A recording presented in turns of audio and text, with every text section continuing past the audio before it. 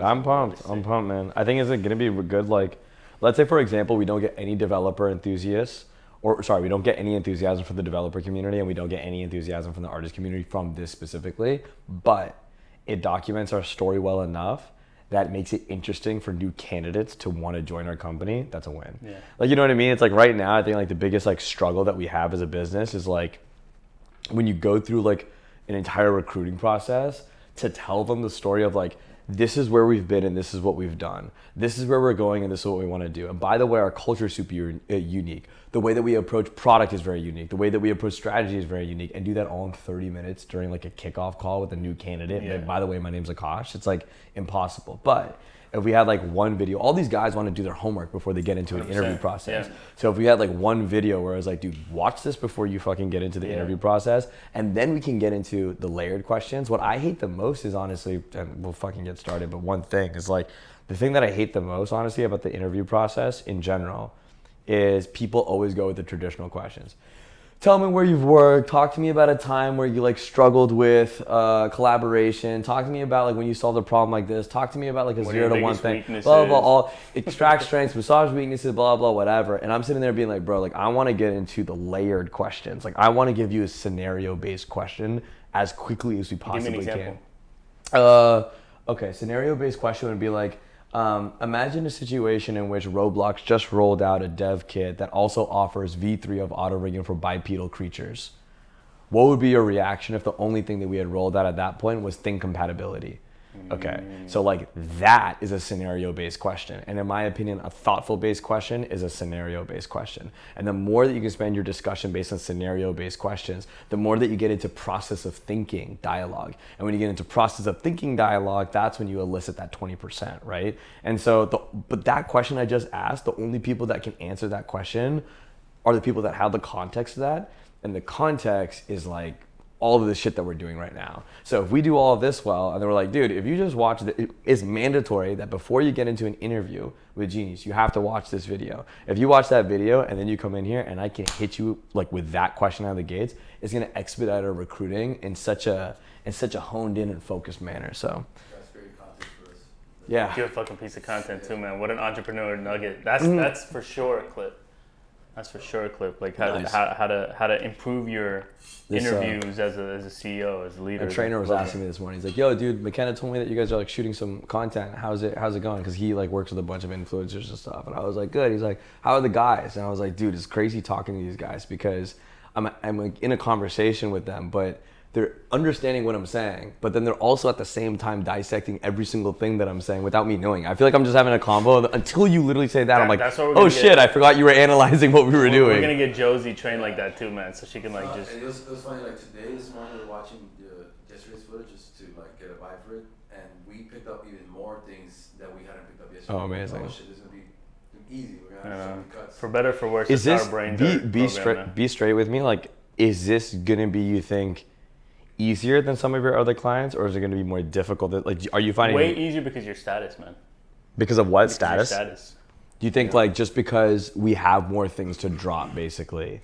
I think the story. There's so many things that are just immediately compelling, right? Like your age, your youth, the size of the company, the size of the numbers, the celebrities surrounding it, the backdrop, the Gen Z, the Office. It's an easy story to tell, right? Okay. What I mean, like,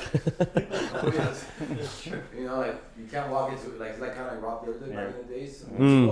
Like you had a playground, like you have your playground. You know, you have engineers, you have tech, you have the artists, you have the VCs, you have the partners. You have.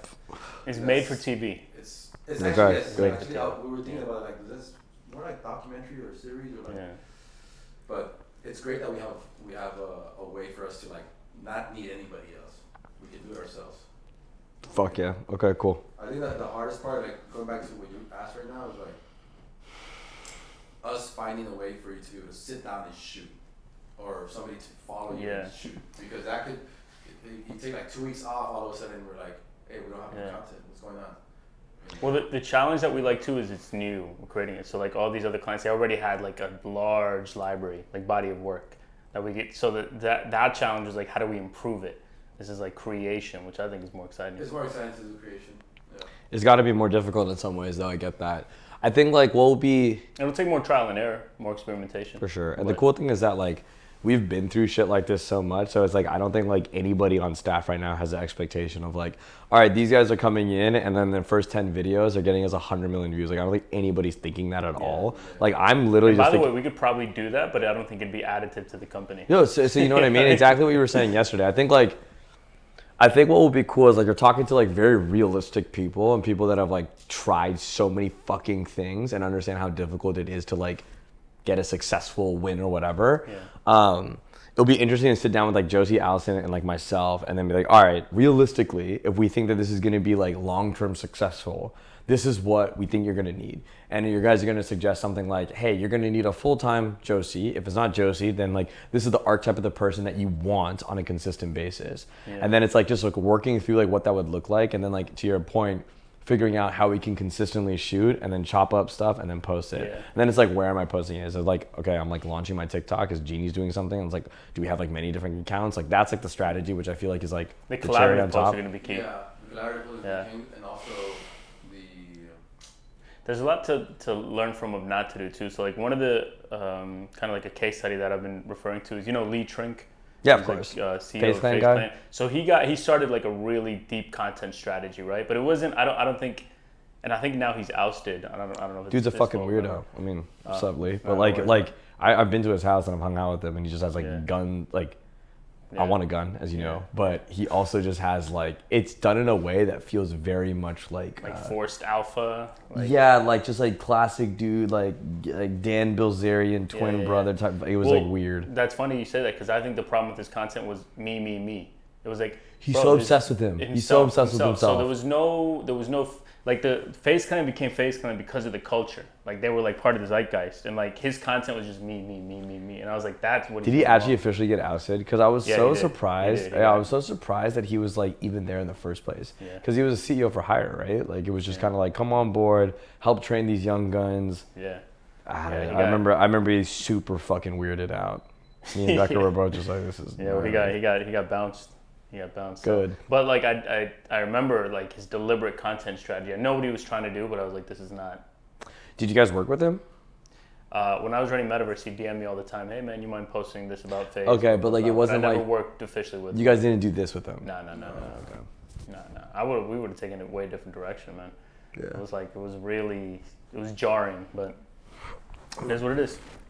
Chug this. I'm like fucking. Yes, sir. Just like keep my eyes open. Monster, bro. yeah, bro, Holy Monster's not as bad. You know Rain? the makers of Rain. There's Monster? Monster. No shit. Yep. Monster's like the baby version of Rain. Mm-hmm. I never had Rain. What's Rain like? I'm gonna come back and check Akash real quick. I'll go It's for better it. than Celsius. No, like There you go. Thanks, bro. It was if you needed the boost, yeah, it was better. But it's Bro, Rain's insane. so unhealthy. It's so bad for you you. feel it like in your body, like Yeah. The fact that it has a warning on it that says it's not allowed for kids that are 18 years and younger, it's not alcoholic. So like that means it's like gnarly, and I was just shotgunning that shit. Raised our Series B. Wasn't very happy about it, but raised it. Well, let me ask you a question. I think this one's actually going to do well. But so you have a theory that Instagram is the last true social network. What do you mean by that?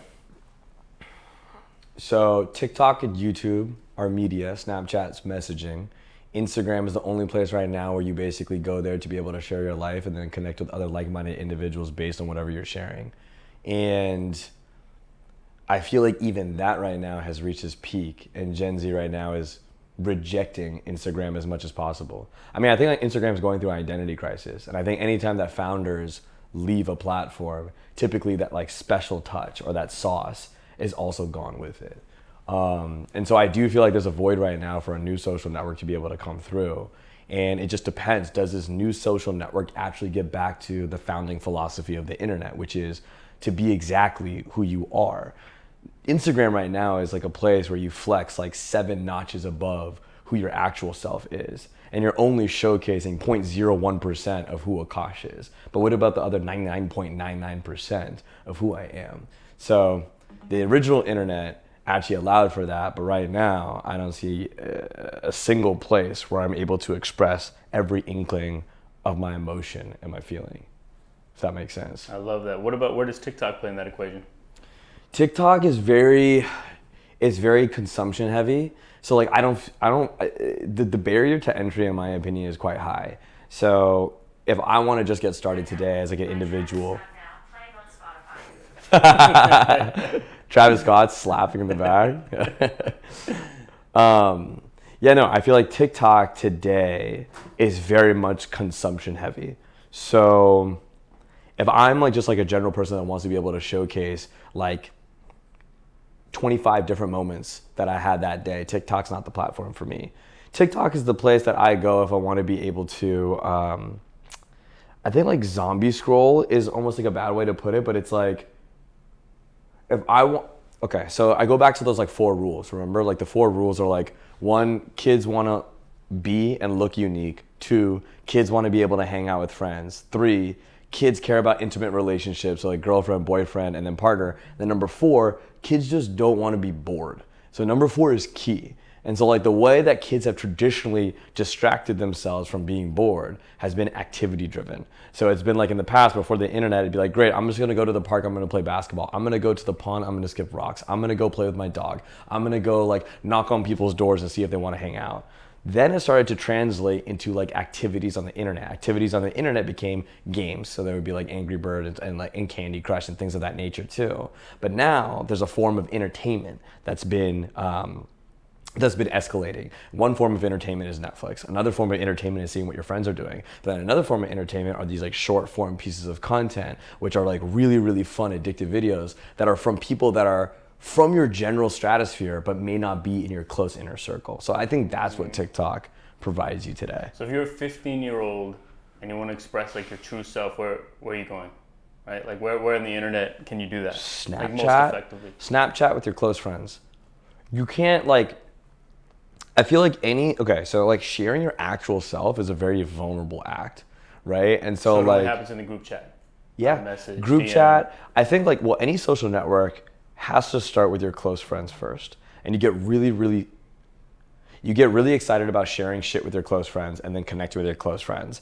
And then you get into a really interesting social graph, which is like the friends of friends. And I think the friends of friends is always like the most like addictive place to be able to plan. They're not like 100% guaranteed as like your close friends, but they're the potential that they could be, and they have the trust that you know of them, but you don't know them directly. I remember when I was growing up, like when I went to Mountain View High, it was like, you know, you have like your best friends at Mountain View, and then like they would be like, oh, have you heard of like Julia from Los Altos High? Like Julia's at this party, whatever. It's like, you know of Julia, you've heard about Julia and so forth. And then finally like you see Julia at the party, you're like, oh dude, that's Julia from Los Altos. And you have like, you know, you have mutuals, and like everybody, like, you know, that exists today. You go to somebody's Instagram, you're like, oh dude, we have 27 mutuals. Like that's pretty dope. Maybe I should slide. Like it's like that same type of thinking. And so I feel like every single social network emulates the same nerve that you want to be able to hit. It's just displayed and formatted in a unique way each time. That's so interesting, bro. I remember like when I was in high school, when we were in high school, the world felt really small. Mm-hmm. Like it was like some girl from the competing high school. It felt like almost like an alien. Like, damn, she's from Langley, which was like 6 miles down the road, right? Yeah. But now I wonder what that does to kids like in high school today, when the world is your playground, like basically, right? Like it's weird, man. You know what's funny about that? So like when we even thought about doing like marketing and shit, the way that you go after like kids and like market to them has changed so much over the last like 7-8 years. And so like what was like super popular was like, oh, I'm gonna go and do like hyper local like college marketing. Oh, I'm gonna do like hyper local like high school marketing, and that represented their social graph. That type of shit like doesn't even like, it's not like kids care less about being popular to their social graph at school as they care about being popular to the global world of TikTok. So like the fact that like my reputation and my popularity can be dictated not just based on the 15 people that I care about at high school, but it's actually like I can launch a video and there's like the global community of TikTok that can judge me, that can build affinity towards me, and then can also like become my friends, is such a unique transition that's happened over the past 5 years. So yeah, like I don't even know if that like type of shit exists anymore, because everything's become so accessible. And not even everything, but it's like people who are just like you and people that you like had become so easily accessible. Even when Instagram first came on, it wasn't that easy as it is on TikTok to be able to find people that are just like you, that you fuck with, and you like their energy, and you like their style, and you like their interests. You know what I mean? It was like so, at the time it was innovative. Now it's old school. The way that TikTok like puts it in front of you is magic. I like that. Okay, so we go, that clip was gold, and then after that comes the 4 pillars of how to like, I like that. Okay. Here's the thought we were thinking about, right? Like, I'd argue that 10 years ago, even though we're, culture has changed, like the format, what resonates with an audience has changed, but I'd argue that the internet was like too profoundly different than it is today, right? So like if you go into a coma 2013, you wake up 2023, you're still going to be able to kind of like succeed in an online world. Like it's still the same apps, it's still kind of the same formats. It's like, a little more political, maybe censorship is more rampant, but it's the same platforms, like usual suspects, iMessage, FaceTime, YouTube, Instagram, Steam, Xbox, Reddit. But I'd argue that if you go into a coma today and you wake up in 2033, it's not going to be the same. Like I feel like change is starting to accelerate, like in profound ways. Put on your magic cap. What does the internet look like in 2033? Go put on my magic goggles, right? So it's like, that's what it's going to look like. And I feel like you touched on an interesting point where I feel like internet behaviors or digital behaviors drastically change when the computing device changes.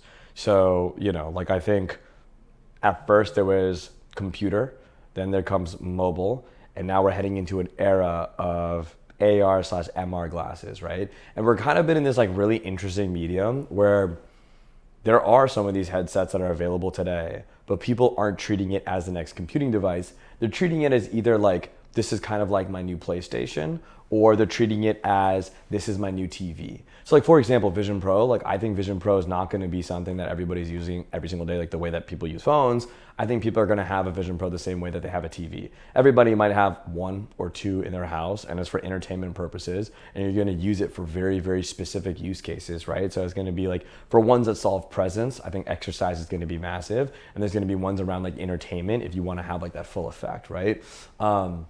Now in 2033, which I guess is, a decent way still, I think that's when there will be something that has been invented that becomes your default MR experience.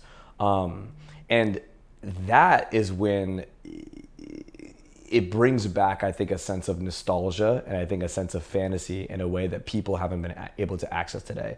All the internet is trying to do, and what every single computing device is trying to do, is trying to make experiences that you love in the physical world more accessible at a higher quality, right? That's like all the internet is really trying to do at a consistent basis, right? So like, for example, if I look at like if I look at like Facebook was trying to make it so that I can hang out with my friends and I can socialize with them at a quicker cadence, and it's going to be easy for me to do that. Then came Amazon. It's like, okay, great. Like you can shop now at your own convenience, and then it can come to you with even higher quality of diversity. So it's like, I don't have to go to like 30,000 different stores to be able to look for this very specific vintage 49ers throwback Steve Young jersey. It's like, no, I can just go to Amazon. I can find the exact one, and then it's going to be at my door tomorrow.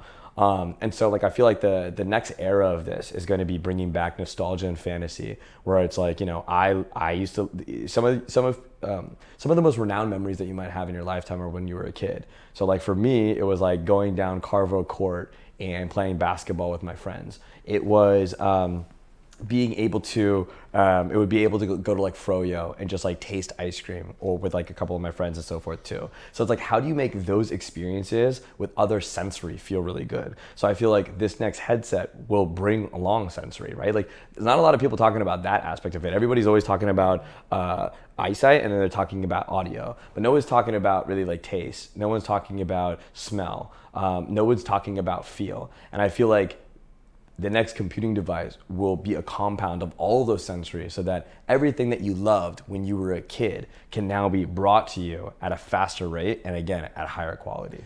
So you think let's say the 6th iteration of the Vision Pro could replace the iPhone? Or do you think it'll always be an augmented sort of device to augment the experience? So, like Humane, they're developing that AI pin. Of course. I don't know if you've seen Yeah, it. And like, there's a course. lot of really brilliant people out there trying to figure out what the next computing paradigm is. Like something to actually replace the phone. And so a lot of people think because it's gesture based, you don't have to interface with the screen. like say a Ray-Ban style Vision Pro, where it's like very ergonomic, very stylish, very good looking, doesn't have a battery pack connected. Maybe they figure all these challenges out in 10 years. You think there is a possibility where a pair of glasses replaces the phone? I think there's 100% a possibility. I don't think it's going to be based on like how good looking it is.